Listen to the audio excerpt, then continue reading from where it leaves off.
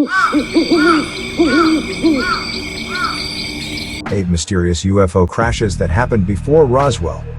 Perhaps the most well-known supposed UFO crash in history is the one that allegedly happened in Roswell, New Mexico back in 1947. It really set off the boom of interest in flying saucers, and many people mark it as one of the heralds of the modern UFO craze.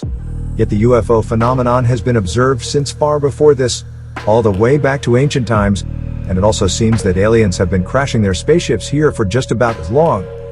Possibly one of the earliest reports of an actual UFO crash comes from all the way back in the 9th century, and it is held within the pages of an obscure Latin manuscript called Liber Contra Insulam Vulgi Opinionum.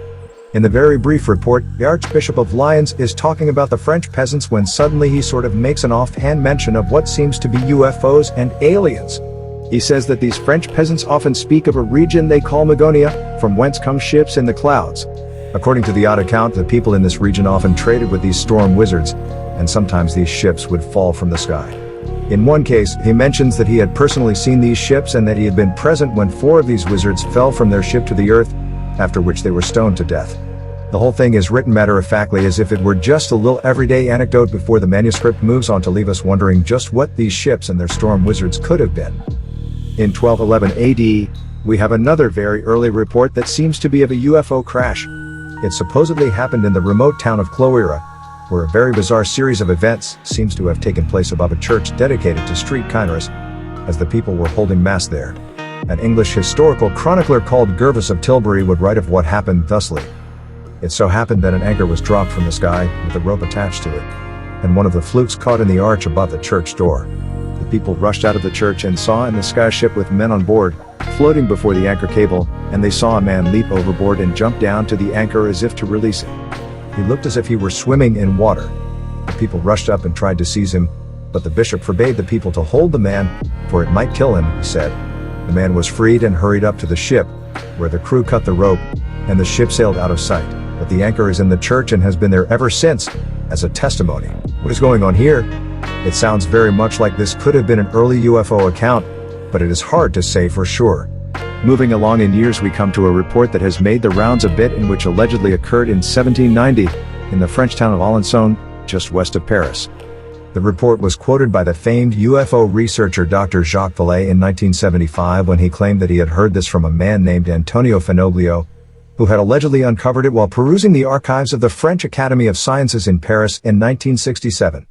According to this alleged report, in June of 1790, a Paris police inspector by the name of Liambieff was sent to the rural village to investigate a strange incident that had happened there. Fenoglio claimed that the police inspector's report read, "At 5 a.m. on June 12, several farmers caught sight of an enormous globe that seemed surrounded by flames. At first, they thought it was perhaps a balloon that had caught fire, but the great velocity and the whistling sound that came from that body intrigued them. The globe slowed down, made some oscillations, and precipitated itself towards the top of a hill, unearthing plants along the slope. The heat that emanated from it was so intense that soon the grass and the small tree started burning. The peasants succeeded in controlling the fire, which threatened to spread to the whole area.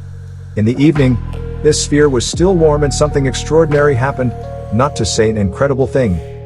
The witnesses were 2 mayors, a doctor, and 3 other authorities who confirmed my report, in addition to the dozens of peasants who were present. This sphere, which would have been large enough to contain a carriage, had not suffered from all that flight. It excited so much curiosity that people came from all parts of the country to see it. Then, all of a sudden, a kind of door opened and, here is the interesting thing, a person like us came out of it, but this person was dressed in a strange way, wearing a tight-fitting suit and, seeing all that crowd, said some words that were not understood and fled into the woods. Instinctively, the peasants stepped back in fear, and this saved them because soon after that, the sphere exploded in silence, throwing pieces everywhere, and these pieces burned until they were reduced to powder. The research was initiated to find the mysterious man, but he seemed to have dissolved. It is a pretty intriguing and spectacular report, and Vallée is a respected researcher, but in the end, it doesn't seem that he ever saw the supposed original document for himself, and it all comes exclusively from a 1967 claim by Fenoglio. Furthermore, the report seems to be very modern in its depiction and wording, and there is also the fact that the Academy of Sciences has apparently denied that any such document exists, leading one to believe that this may have been a hoax. Still, if it is real, then it is a truly perplexing case of what seems to be an early UFO crash. Aurora, Texas, 1897. A well-known account from 1897 takes place in the small town of Aurora, Texas. At 6 a.m. on April 17th of that year, it was reported that a great, mechanical airship of some sort had suddenly descended from the sky, sailed over the town square, and smashed into a windmill on the property of Judge Proctor.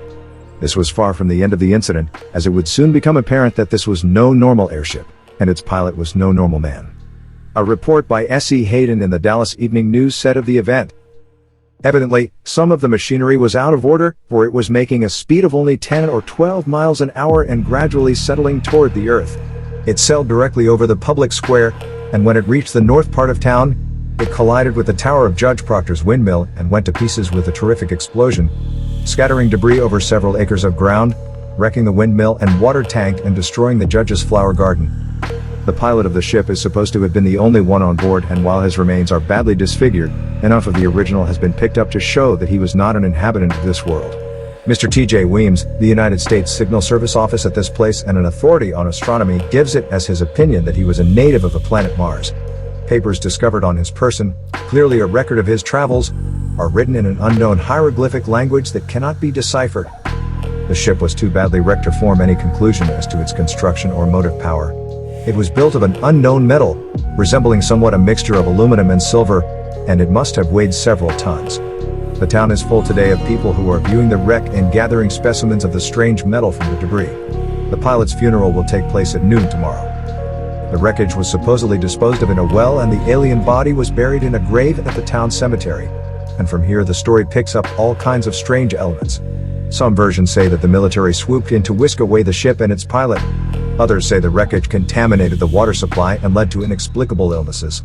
The burial plot is said to still be in the town cemetery, which has an official plaque from the Texas Historical Commission that mentions the strange incident. There have been plenty of people who have asked permission to dig the alien's grave up, but the city has always denied these requests.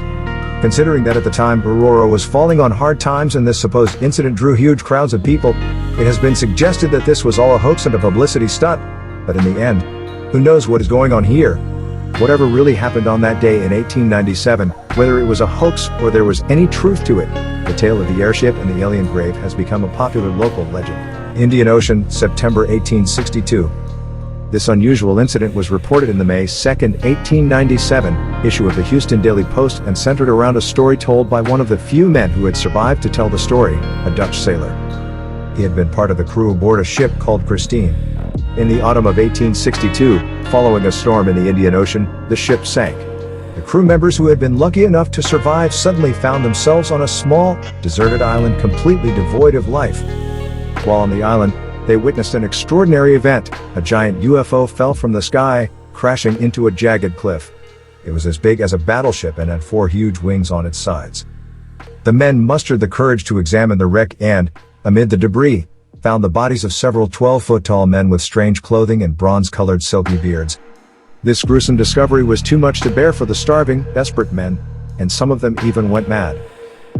Only a handful of people survived until rescue came in the form of a Russian trawler, among them, the Dutchman. While this might be nothing more than a sailor's story, it makes for a very interesting one nonetheless. Stavropol, Russia, late 1800s. In the 1960s, a Soviet investigation uncovered clues about a UFO crash landing that took place towards the end of the 19th century. Several witnesses reported that a strange apparition flew into a village of the Stavropol province, and that its passengers had survived the crash. 3 dark-skinned men came out of it. They were breathing hard, making signs, and soon died since they could not breathe air. The village residents quickly pulled apart the thing on which they landed. As the investigation progressed, the officials began receiving letters corroborating the story. A woman named Irina Danilova recalled a story told by her grandfather, who had personally witnessed the event. According to Danilova's grandfather, the craft was shaped like an arrowhead and was quickly dismantled by the locals, who used the metal to manufacture household goods.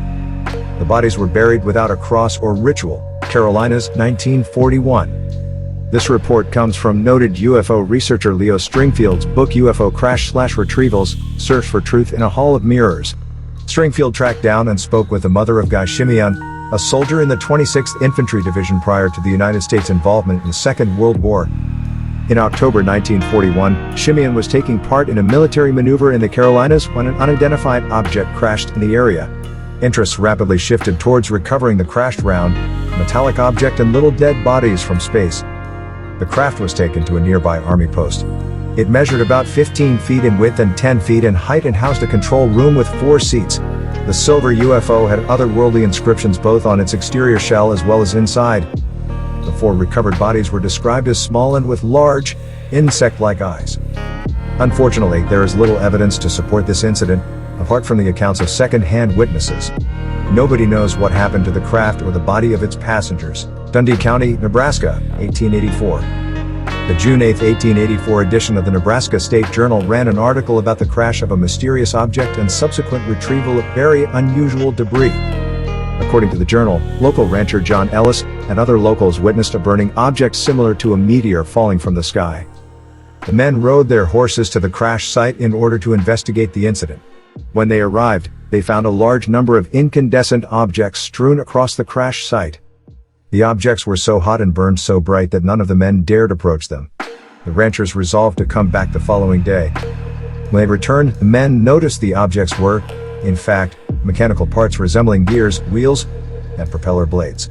All of them appeared to have been made from extremely light and durable metal. No bodies were found. Nobody knows what became of the wreckage. England, World War II. Former intelligence officer and Flying Saucer Review editor Gordon Creighton launched an investigation into the crash of a UFO on British soil at the height of the Second World War. The craft wreckage was reportedly retrieved and studied by British authorities. He learned about the incident from a 1955 article published in the Los Angeles Examiner by journalist Dorothy Kilgallen. Here's an excerpt. I can report today on a story which is positively spooky, not to mention chilling. British scientists and airmen, after examining the wreckage of one mysterious flying ship, are convinced these strange aerial objects are not optical illusions or Soviet inventions but are flying saucers that originate on another planet. The source of my information is a British official of cabinet rank who prefers to remain unidentified. We believe, on the basis of our inquiry thus far, that the saucers were staffed by small men, probably under 4 feet tall. It's frightening, but there's no denying the flying saucers come from another planet. This official quoted scientists as saying a flying ship of this type could not have possibly been constructed on Earth. The British government, I learned, is withholding an official report on the flying saucer examination at this time, possibly because it does not wish to frighten the public. After the article was published, Creighton attempted to contact Dorothy Kilgallen and ask for further information. She died shortly after, leading the researcher to believe that she had been effectively silenced. But as it turns out, Kilgallen was not the only source of information regarding this incident. Brazilian UFO researcher Olavo T. Fontes also claimed to found out about this retrieval from sources inside Brazil's naval intelligence but had only sparse details. Another interesting detail was revealed in 1988 by former CIA pilot John Lear. His sources revealed that the UFO had been strapped to a Boeing B-17 and transported to the States.